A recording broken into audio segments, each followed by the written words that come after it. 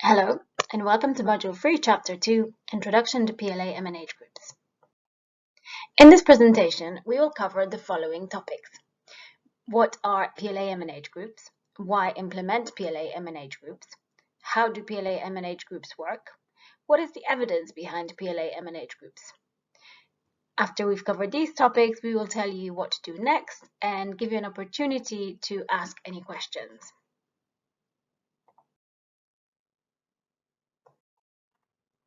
Let's start with the basics. What does the name PLA-MNH groups mean? The name is an acronym for Participatory Learning and Action Groups for Maternal and Newborn Health. The groups bring together community members concerned about maternal and newborn health to prioritize health problems they face and implement their own solutions to solve them. What do the groups look like in practice, and who benefits from them?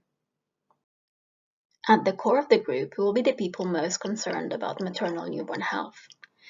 These will be those individuals in communities most at risk of MNH problems, women of reproductive age and adolescent girls, particularly those who are pregnant and poor or marginalized. Other community members concerned about maternal and newborn health issues are also invited to attend. As a result, group membership should include all those who are involved in conception, antenatal, childbirth, postnatal, and childcare decision-making, as well as local leaders and other maternal and newborn health stakeholders. Importantly, group membership is open and anyone concerned about maternal and newborn health problems can join at any time. The work of the groups will benefit the whole community. PLA-MNH groups meet regularly and go through a cycle of meetings to discuss maternal and newborn health problems, share their knowledge, plan solutions, and implement them together. They are helped in that process by a trained PLA-MNH group facilitator who uses various tools to support lively discussions. The group is also supported by a committee formed by community members selected by the group. They are further supported by supervisors and managers from the local area, health workers, and non-governmental organization staff. In the following chapters, we will take you through how PLA-MNH groups work in detail. Now let's turn to why implement PLA-MNH groups. Let's put the work of PLA-MNH groups into the broader context. Why is their work needed? It is widely acknowledged by governments and public around the world that too many women and children die of preventable reasons. To stop that, countries have agreed to take action to end preventable deaths, thus helping women, children, and adolescents to survive, and to ensure opportunities to good health and well-being, thus helping women, children, and adolescents to thrive.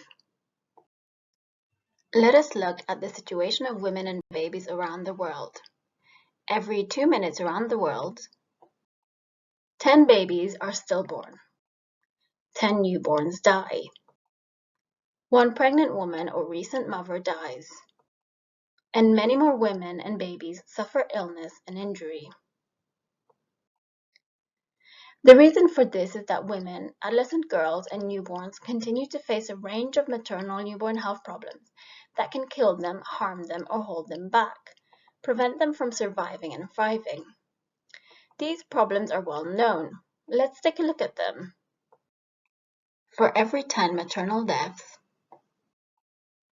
2 are caused by excessive bleeding, known as hemorrhage.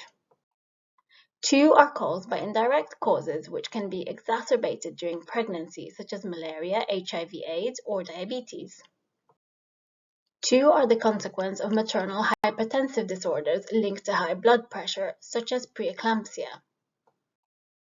1 will be caused by unsafe abortion, miscarriage, or ectopic pregnancy. 1 will be caused by obstructed labor. 1 by severe infection leading to a condition known as sepsis. And 1 will be caused by any of the various other issues. As you can see, a relatively small number of health issues can lead to so many deaths. Let's now look at causes of neonatal deaths. Similarly to maternal deaths, the reasons for neonatal deaths can be grouped into just a few top causes. Infection is the biggest reason. Out of every 10 deaths, almost 4 will be caused by infection, such as pneumonia, tetanus, or diarrhea. Almost 3 will be due to preterm birth. 2 will be caused by asphyxia, meaning the baby was not able to breathe. 1 will be due to all other causes. Of course, we have to remember, for maternal and newborn deaths, there is some variation on causes between countries. We will now turn to how PLA-MNH groups work to stop many of the maternal newborn health problems. Many of the maternal newborn health problems that can lead to death arise to a large extent when women, adolescent girls, and newborns cannot choose when, if, and how many children to have, or cannot choose to have a safe pregnancy, childbirth, or postpartum experiences. And this lack of choice is common. The choices of women, adolescents, and newborns are constrained by a wide range of socioeconomic barriers. Those barriers can be summarized as harmful traditional norms, limited well-being, low-quality health services, lack of knowledge, financial constraints, and weak policies. PLA-MNH groups can empower women and adolescent girls to overcome these factors, removing the barriers they face to making informed choices about maternal and newborn health. By making informed choices, women and adolescent girls have control over if, when, and how many children to have, and to have safe pregnancy, childbirth, and postpartum experiences. As a result, they can overcome the MNH problems facing them, and ultimately, they have a much greater chance to survive and thrive.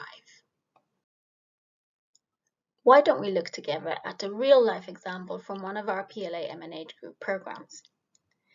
This is Birkanesh and her amazing daughter Miret. They live in Malga Warda in the SNNPR region of Ethiopia.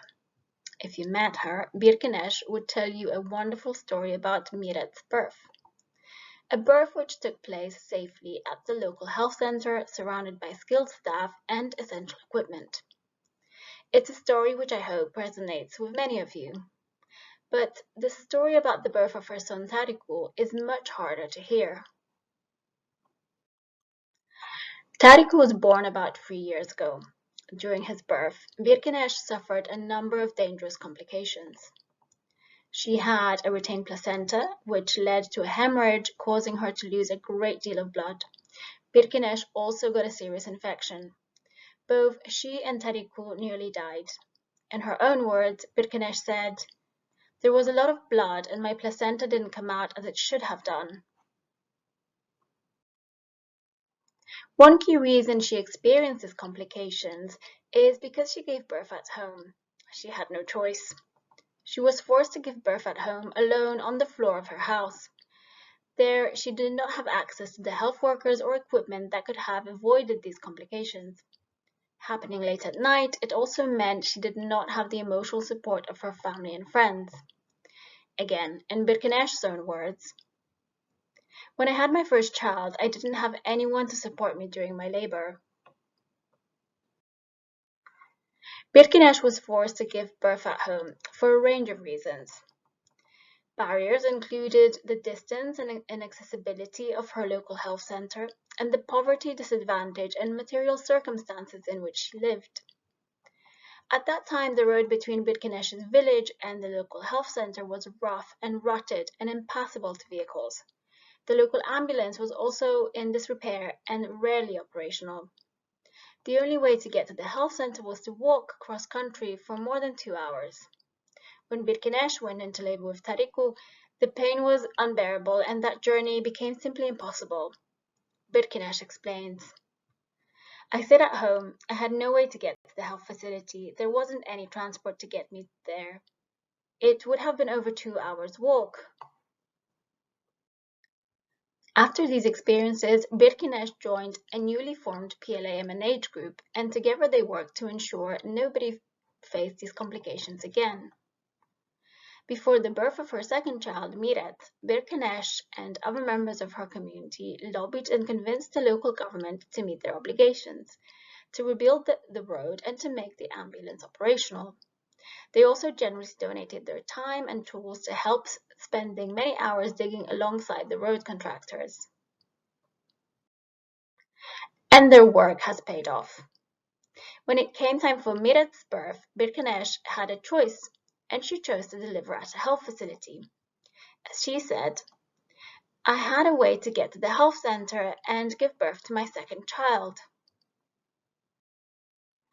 As a result, Birkanesh avoided suffering from another retained placenta, hemorrhage, or infection.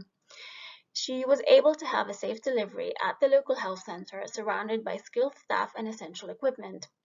And Mirat received all the care she needed, including checks and vaccinations. In Birkanesh's own words, at the health facility, I was given lots of support during my labor. The health professionals gave me care after the birth. And the result? Birkanesh and her wonderful daughter Mirat are both safe. They have every chance to achieve their incredible potential. Her PLA-MNH group was able to overcome the barriers to good maternal newborn health, giving Birkanesh and women like her the opportunity to make healthy and safe choices. We will now turn to look at the evidence behind PLA-MNH group's work. The PLA-MNH group approach has been extensively researched, and there is a huge respected and growing body of evidence behind it, showing the approach helps women and children survive and thrive. Let's briefly look at some of it now. Following 7 extensive studies known as randomized control trials delivered in 4 countries, Nepal, India, Bangladesh, and Malawi, a meta-analysis has confirmed the impressive impact PLA-MNH can have on maternal and newborn survival. The studies have shown PLA-MNH can reduce maternal mortality by half and neonatal mortality by a third. The research has also looked at effectiveness of PLA-MNH to help women and children thrive. One of the findings was on maternal depression. The trial results revealed that PLA-MNH groups could bring about a huge 57% reduction in moderate maternal depression. The research has also found some interesting effect on dietary diversity of both mothers and infants. It has shown mothers' dietary diversity increased by 40% and infants' dietary diversity increased by 47%. This is all very exciting evidence, and it's just a small snapshot of the evidence behind the impact the group's going to have.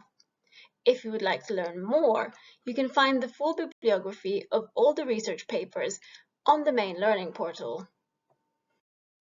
Now that you reviewed this chapter, what should you do next? First, update the Module 3 Progress Tracker. Second, complete exercise 2.1. If you have any questions, please don't hesitate to get in touch. We can be contacted on email or by the phone. Our contact details are visible now. One of the team will be very happy to help. Thanks for tuning in.